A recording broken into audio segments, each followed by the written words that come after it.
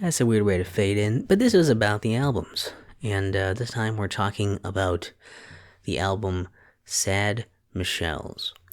Originally released in December of 2017. That's, for those of you following along, that's like 2 years after the last one. And this one, well, before we get into it too much, main things up front to remember for all these that I forget to say most of the time. I have timestamps for each individual song we'll be going through on the album. That'll be in the description, along with links to the full songs and a link to the entire album.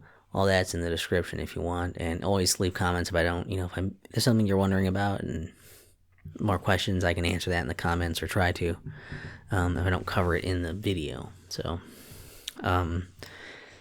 basically from the preface for this, some stuff had happened probably around those, things I don't know if I necessarily brought up all the pieces of it, when I was talking about in the other episodes of this, basically. But, essentially, this one was made after a number of things had happened. Essentially, to give you the rough rundown, was I had the stuff, where I was dating someone, I had a girlfriend for a while.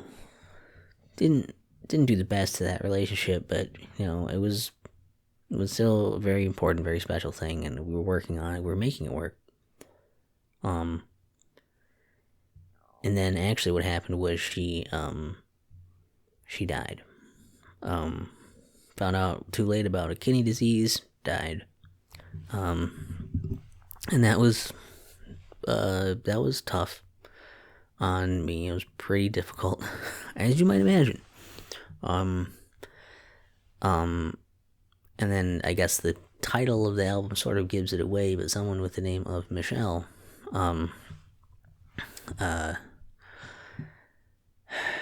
was someone I talked to,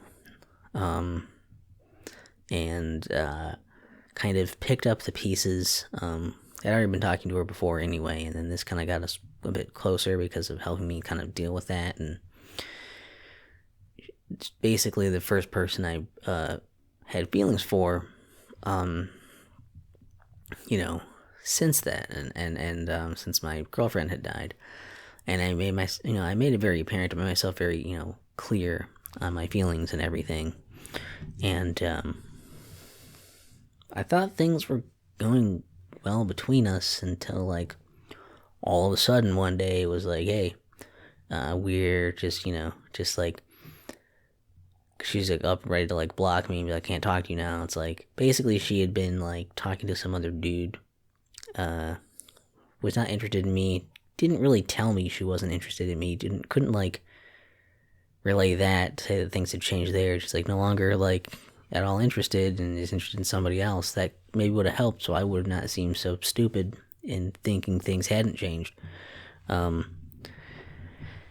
essentially tried to basically just cut me out of her life, pretty cold like that. And so, especially after, considering things that had happened, this is the first person I was able to feel like, love for since my ex. That was also pretty hard, and it was fucked up. And this album is a lot of getting those emotions out of me. So, know that in advance that it's going to be very, probably very heavy and sad, and know that I'm okay now.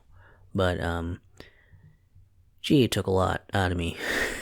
So, I won't go into many personal details and that stuff. That's personal business and, whatever. But, you might say, well, maybe you shouldn't have said the name out there, but it's the name of the album already. So, I mean, fuck. Like, there's so many people can have that first name. It doesn't mean fucking anything.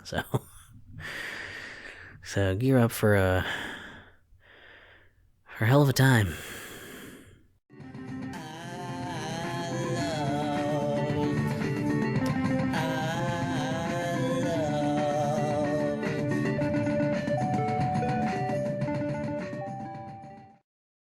Love Fixed the Broken Heart is a strangely happy way to start an album called Sad Michelle's.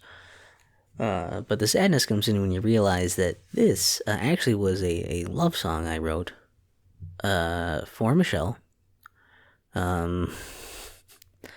and for Valentine's Day. And also I remember making a little video. I think it was maybe like an unlisted, like private thing that I made, so other people wouldn't see it. But I gave her the link, and it was that. And then I think I wrote out "I love you" in with like the it was like the Miiverse stamps from Twilight Princess HD. And I wrote it out in like the Hylian or whatever, like stamps of that. So I thought that was cute. And the part that makes it sad is that then, this is, not too long before it was not part of my life anymore. So that's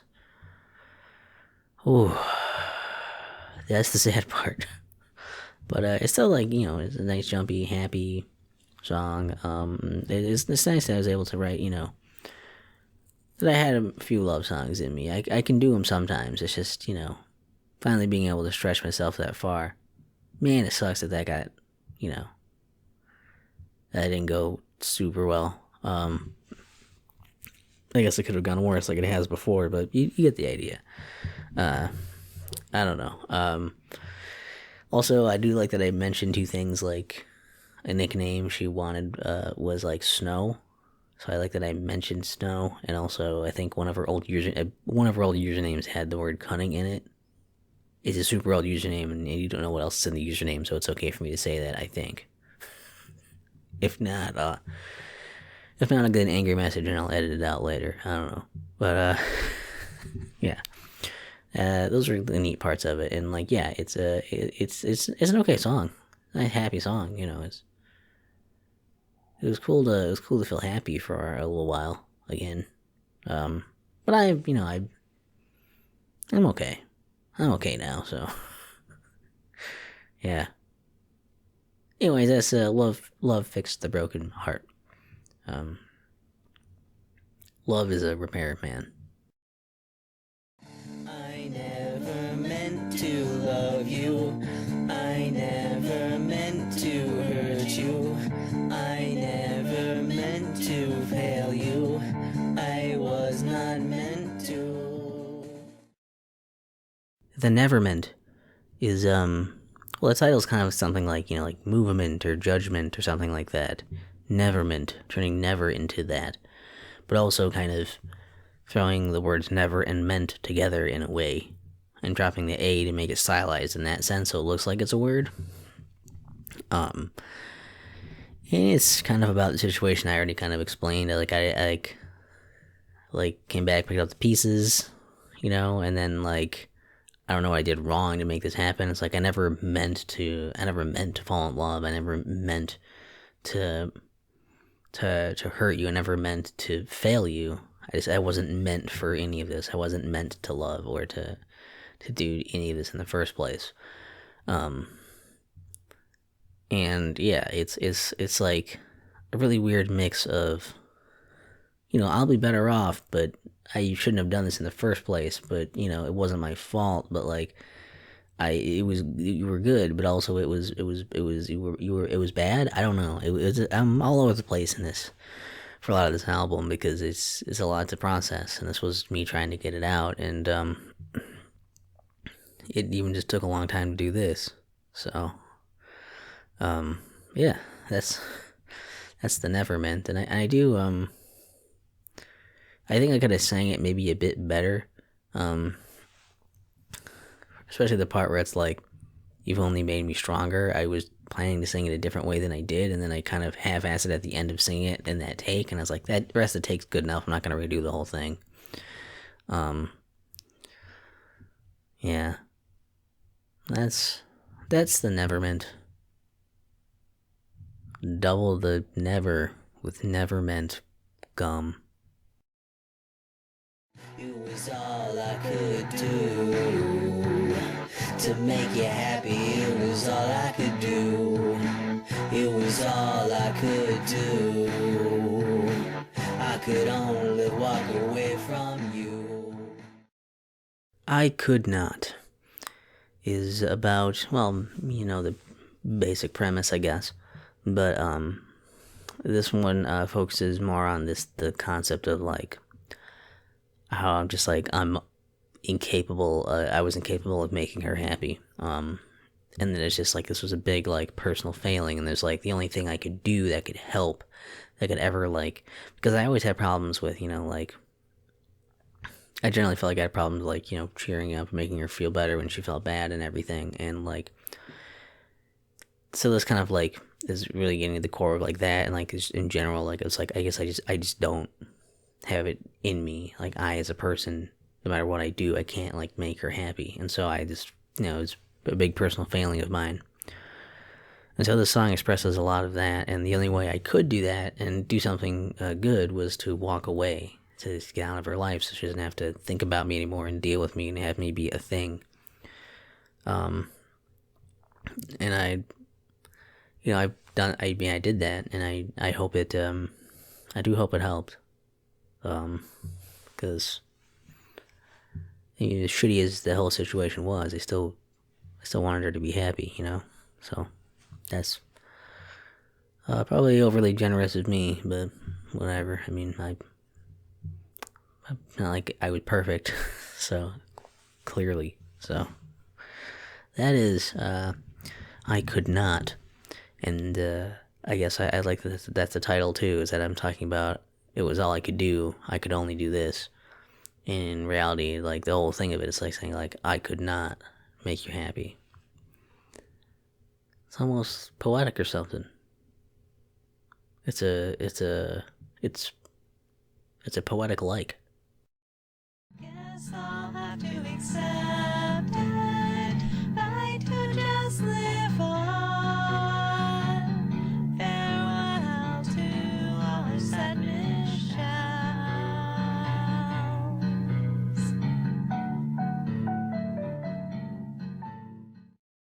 Sad Michelle's is it's the title track. It's the big one.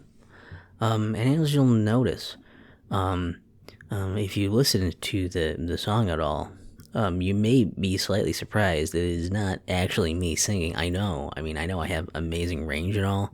That's not me. But you also can probably read, and saw the little thing, the parenthetical is featuring Caitlin D. Frazier. She goes by Cat. So if you're on forward, I'm probably just going to say Cat. Anyway, so essentially, she's a really good friend that I was talking to, like, while going through a lot of this. It helped me through a lot of, because obviously that's kind of a lot to kind of handle and try to go through by yourself, the whole thing with my ex, and then the person's like, oh, I'm like, I started to love again, and then they're just cutting me out of their life cold because they want to, and what's harder, your ex dying who you can't ever see again, or like someone who, like, cut you out of their life? They're still alive, they can still be happy and have a nice life, but they, the idea that you could see them again makes you feel like, do I really let that all go? And it was really, really mindfucky. And so she helped me with a lot of that. And I'm very thankful for that. We'll get to that, more on that later. But she also had a sad story of someone in her life with the name of Michelle, and so she kind of felt some kinship there with that, and was obviously aware of these things. So I was talking with her about it. I was like, did you want to sing this song or whatever? And I was like, she wanted to do it. And so basically the process of this was, like, I already had the song ready, I had the music, and, like, I actually sent the thing of, like, me singing, like, this is, like, the part that I'm thinking of singing it, right? So if you want to do your parts, and, like, I can just, like, my idea was I'll just layer it later, so then, like, you can sing, and it'll be, like, both of us singing in the song. So that and the lyrics and everything and the audio things, and then she would send me back the other pieces, because we weren't, like, close to, like, do this physically to do that, right? And I also felt kind of bad because I sort of rushed her on it a bit, because I was essentially close to finishing the album, and I was like, that was the only thing I had left to really finish it. And I was also still not very stable. So I'm like, might want to get that to me, because I also, like, I feel like I don't know if I'm gonna break down.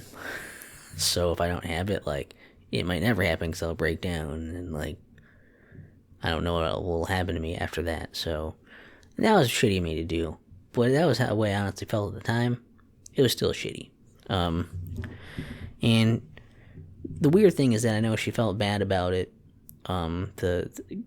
She's told me before she doesn't really like her performance in it that much. She wanted to redo it.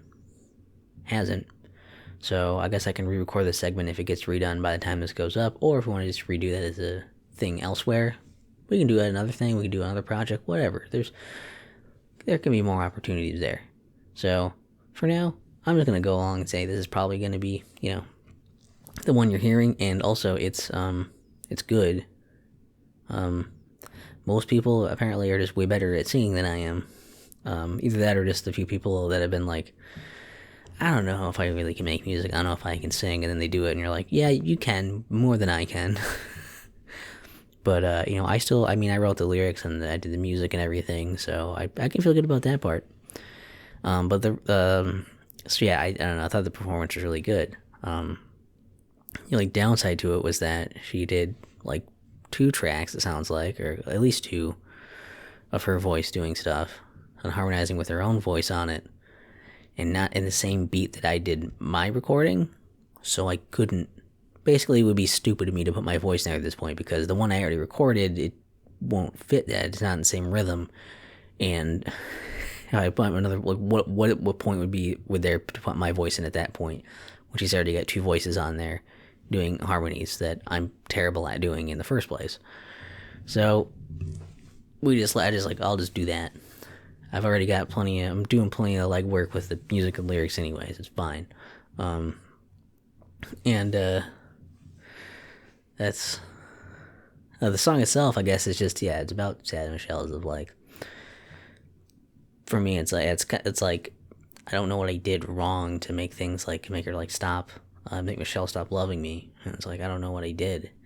I don't know, why couldn't we, and like I said, why couldn't we fix it before, you left?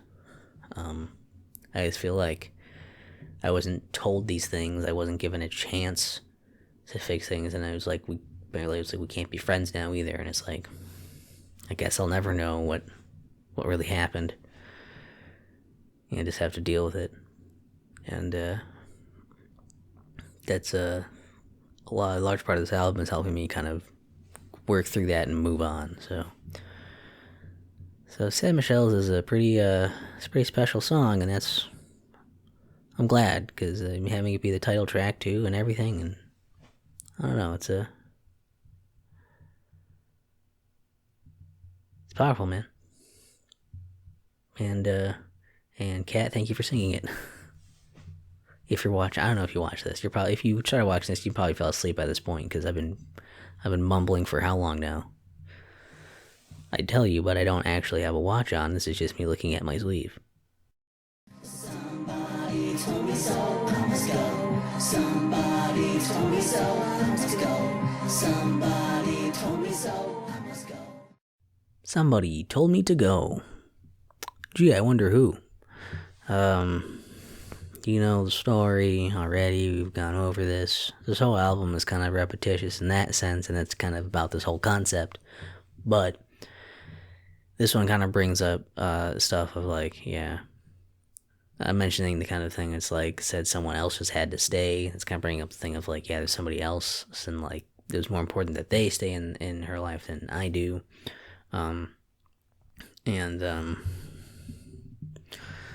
The other thing was the line of, somebody told me lies I'm sure they'd say to you, and that's kind of that's me feeling bad, obviously.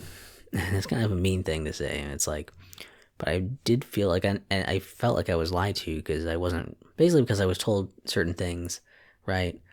They were very positive things, and then when those things kind of shifted and they were no longer true, I wasn't told that they had, I wasn't told those things that were true were no longer true. And if you have feelings for someone and then you tell them about that, and make that known, and then they change or go away or something, and you can tell very clearly that they don't know that, here's a tip: make them aware of that. That would avoid a lot of the basically a lot of this situation would have been avoided, or at least it wouldn't have been so goddamn awful as it was if communication was a thing that people knew how to do. But I mean, it already happened. It's not like it can't unhappen now, right? I mean, I kind of hope not, because I feel like if it can unhappen, it could then just happen again. I wouldn't want it to rehappen. That would suck. So, no,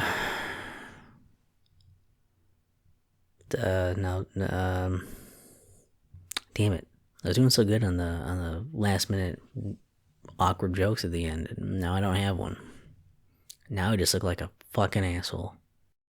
What is with you? I don't get you. I can never win. What's wrong with you? What can I do? You won't let me in. Shards in the Vault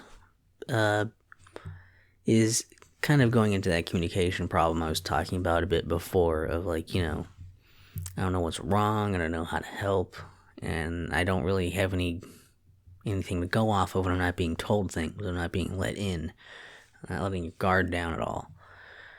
And it was really frustrating, especially because it seemed like a lot of times, like, basically it would be like, oh shit, like, something's clearly wrong, and instead of communicating with me at all, she would just, like, not communicate for long stretches of time until she felt better, and then just be like, I'm fine now. It's like, I wish I could help, or at least, like, be more present or something, or I don't know, like, but I was just, like, being ignored, that's just what was happening. So I don't know, that was very rough and frustrating, very frustrating, especially as someone who's like, and I'm like, I don't know if you're like way not okay, or if you're getting better, or what's going on, because you won't say fucking anything, and it doesn't really work well with how needy I am. It doesn't work. So yeah, that was fun. And I guess Shards in the Vault, the title kind of refers to like basically like, shards of like a broken heart that are like locked away that you can't get to. Also, just musically, I had some weird instrument choices. It's very like kind of like scrapey, and kind of like all the instruments kind of like ease in for a lot of the tones, and it's a really strange choice for the instruments to go with this. But I guess they do take a bit of a backseat to just how, like, the whole concept of the concept album here. So I don't know. Maybe that's just me though. Maybe you noticed them right away and you're like, those are weird. This Shards in the Vault. Good luck, but breaking in there. They gotta have like all 3 Mission Impossibles to get into that vault. Boy, howdy. If you're gonna lie, then you're in my way. If you're gonna lie, pick some other day. If you're gonna lie, don't care what you say. If You're Gonna Lie is more about like, I mean, it was kind of bringing up this thing too, where like in there it's like you go, like, why would you want to, like, I guess that brought up like self-harm thing, which was a thing that she did.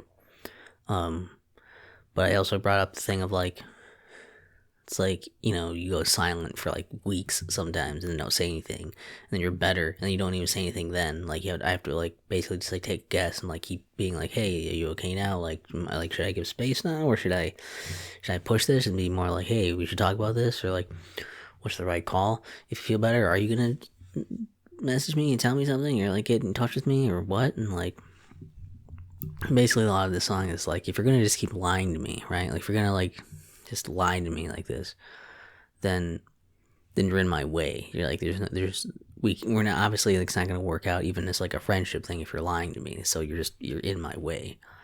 So it's kind of like an angry song, and me trying to basically a justified anger of like dealing with this lack of communication and lack of truth and that kind of thing. So I like the high guitar thing. It's kind of neat, for like a tone. The solo stuff at the end is cool. I like that it just goes double time to do that. So it has an interesting sound. And, yeah, I don't know. It's just a few interesting tones in there, and like the song just kind of flows. It's alright. And I kind of like the message of like, well, if you're gonna lie, like, then that's it. It's not gonna work. Yeah. I love you, I don't believe it. I love you, I hate you, I can't conceive it. I hate you, I love you, I must relieve it. I hate you, I can't achieve it. Fucked if you do, fucked if you don't is kind of a play on the phrase damned if you do, damned if you don't. And the song is about this idea of like, I mean, like, it kind of goes through the motions of like, yeah, like, if you're gonna like come back to me, be back to stay. Like, and if you're not, then you better just stay away. The opening thing kind of says it all, really. It's like, if you want to be in my life, be in my life. If you don't, then stay out of it, because I can't handle you coming in and out of it like this. And like, ultimately, like, the overarching thing is like, either way it's gonna suck, right? Comes back, probably gonna be dealing with this shit, actively, and trying to get over her and like being cool with that, and like that'll be tough. Or she'll be gone, I'll have to deal with her being absent from my life, and that'll be tough. That kind of thing. And then the chorus, I really like the progression of that tune. It's like I love you, and then it's like I love you, I hate you. So it's like, I love you, but you're doing things that make me hate you. And it's like I hate you and I love you, and it's like kind of flipped over, where it's like I hate you, mostly hate you now, but I still kind of love you. And it's like, I hate you, I achieve it. Like, I don't know, like the construction of the song I like a lot. The instruments I used, like that it kind of picks up and it like breaks down in places, and like, I think this song is really cool. The construction of it is neat, the instruments are neat, and like, I don't know, overall I still like this one quite a lot. Even if the title makes it hard to remember which one this was when looking at it, and even though it's kind of a funny title that people might not want to click on because it has profanity, but that is fucked if you do, fucked if you don't. There's nothing left to come back to. There's nothing left to come back to. There's nothing left to come back to. There's nothing left to come back to. There's nothing left to come back to. This one is about this idea that's like, basically it's like, I've given you like all these chances, like you could have had me, and it's like, I kind of like the feeling of like, I throw in there, it's like the line like, you really blew it. The idea that it's like, I wouldn't have been so bad for you, right?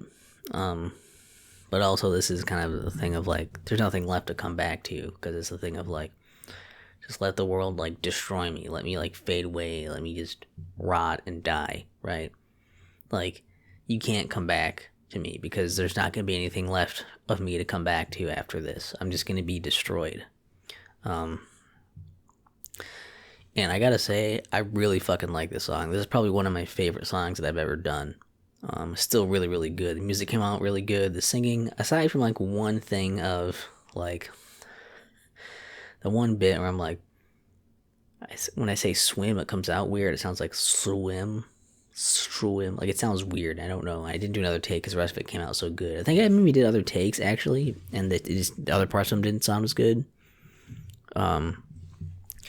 Like the instruments and like the progression of the pieces, like, it keeps it interesting. It does stuff, and like the solo is really good, and it's bumping, and I don't know. I really, really like the song a lot still. So I think this is one originally. I think I was thinking of like, this could potentially open the album, or something. Like, I was actually thinking originally for a bit too, it was like this could maybe close the album, but had a couple more songs to throw in here. And I guess I don't remember if I had these counting as bonus tracks before or not. I just put them down here as like actual tracks, but it'll be interesting with the next couple of songs, what happens. So this is probably the last point that this album feels really focused heavily on just like me dealing with that specifically, right? So you'll see what I mean. I love you. You're part of me. I need you.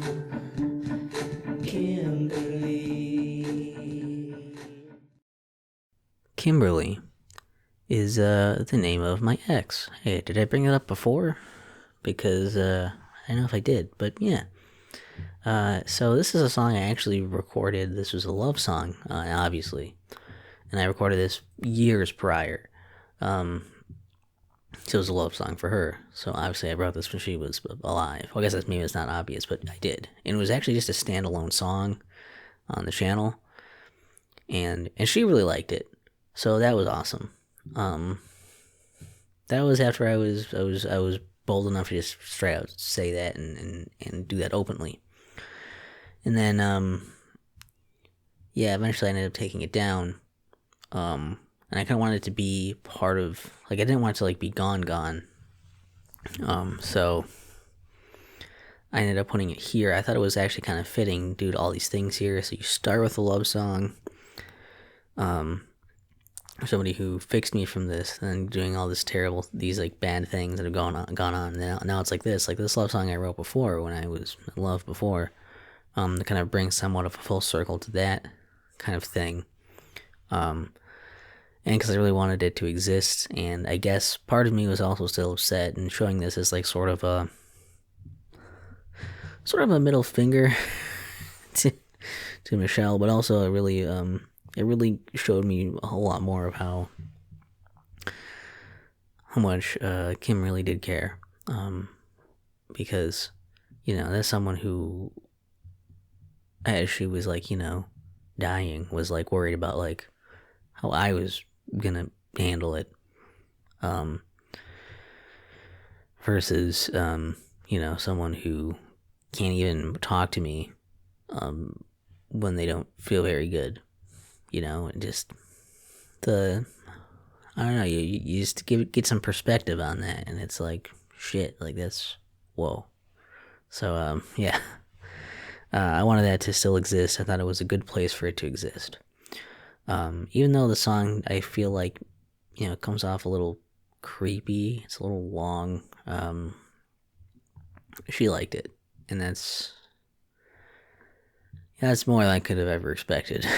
So that was great. And so I think having a lot of big, having special songs, emotional songs, a lot of stuff, just put it all on the same album.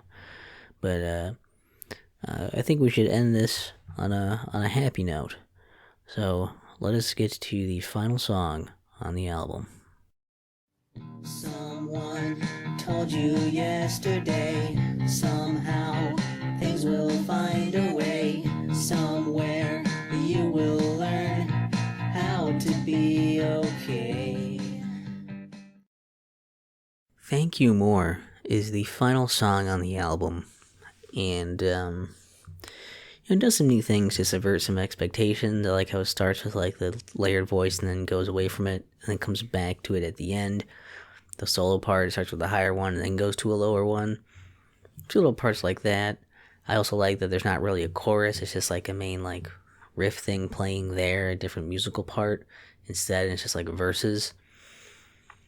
And the song itself, really, it's about this essentially like someone telling you the probably something that's pretty simple to tell you, but something that seems impossible to accept is the idea that like no, it's just gonna be okay. Like you need time, you need it's just gonna take some time, and you'll eventually get better. You'll He'll figure it out. He'll be okay. And it's just, obviously at the time it seems like that's like there's no way that's gonna ever happen because I feel so terrible. It's like there's no way this ever is just gonna go away. But I like how it's like that, and then it's like then the song kind of like slips into like you just don't want to like you don't want to do eat anything or do anything, and it's like you just give up. You feel like no one cares at all. And then it's like as time goes on, eventually it's like it starts getting a bit easier.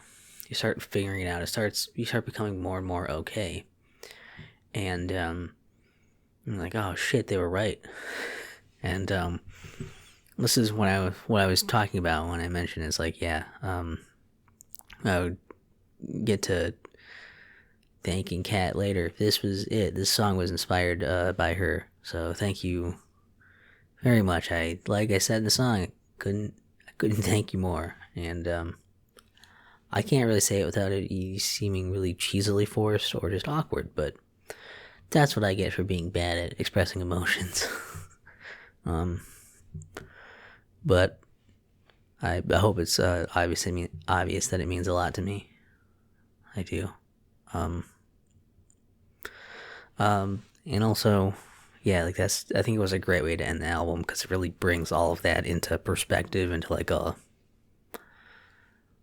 full circle thing of just like this idea of like being like so like destroyed, and it's like no, like I'm okay, and now like it is this is how far removed from there now, a few years, and yeah, it is after a while because Michelle sapped a lot of my patience. She took like everything out of me to try and be there for her, for someone who wasn't there, which made it way harder. And then just recovering from all that shit, finally having a chance to really recover from my ex, like from Kim, from Michelle, and from just kind of getting myself sort of together finally a bit more. Not like I'm in an amazing spot or anything, but I'm in a lot better place, especially mentally right now. And yeah, there was like the one day where it kind of hit me. It's like, wow, like it's weird that being like happy is like normal now. Because it had been so fucking long since that had happened. And that's the album though. It's like I said, it's a hell of a ride for me anyways. Hopefully it wasn't too much of a downer or anything or too personal. So like I said, if you want more details on certain things, you can leave that in the comments, at least for the songs. Obviously personal life things are pretty personal, so there's certain things that I'm probably going to be like, that's not up for discussion regarding some of these things. Potentially just know that going into it. You can ask, it's fine to ask, but if you get a no, you have to. I would hope you would respect that. I'm not going to tell you, because if you don't respect it, whether you respect it or not, you're going to get the same kind of response of like you're still. The result is you're still not going to hear about it. It's just it'll kind of dictate how things go forward from there, conversation wise. And yeah, the timestamps, links, and all that stuff's in the description. Do the like, dislike, comment. Remove your comment, subscribe, unsubscribe, all the stuff. Share, remove it from somebody's wall, whatever, That's, do all that stuff if you want, or just, whatever. Thanks for showing up and watching it, and, anyone who's, wondering about, the whole button situation, it's like, it's still here, it's still a dangling, and, I mean, I guess we'll find out what happens with that next week. But I don't know. It's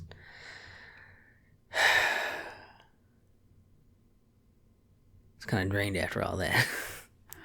But yeah, hopefully it was a nice time for everybody else too, and hopefully there are some messages here that maybe you needed to hear, and that's good. Just give it time. See ya.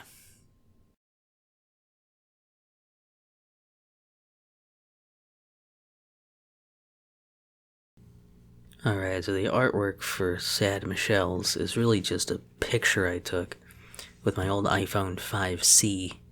And then it's saved as a JPEG. It's small and it sucks, but it was just of my chair in the dark, and I thought it looked really cool. Oh no, because like it was dark enough for like it looked like it was just kind of like fading away, like into nothingness. The like top part of the or like the back of the chair thing. So I just kind of wrote my name and Sad Michelle's in there. And so all I've done for the remaster that I can do, since I don't really have that chair anymore to redo the picture or anything. I guess I maybe could have tried to do something with it, but I like the original picture being still that artwork, so I just kept it as that and just redid the text, and it looks okay. So there's nothing real special or symbolic about it. It was just something I liked the look of at the time, and I didn't want to like try to make it a different cover, I guess. Even though I guess I could have maybe tried to just take a better picture of a different chair that's like the same kind of. I'd basically take a higher res photo of kind of the same thing, but I think the original one seemed like I might as well, as long as I have it. And at the time I put it up here, I think I was just, on the original album, I think I was just kind of like lazy and didn't know what to do for album art, and it's like, that looks cool, where else am I going to use it? So, that's nothing real fancy for this, nothing interesting for this, nothing good for this segment, sorry.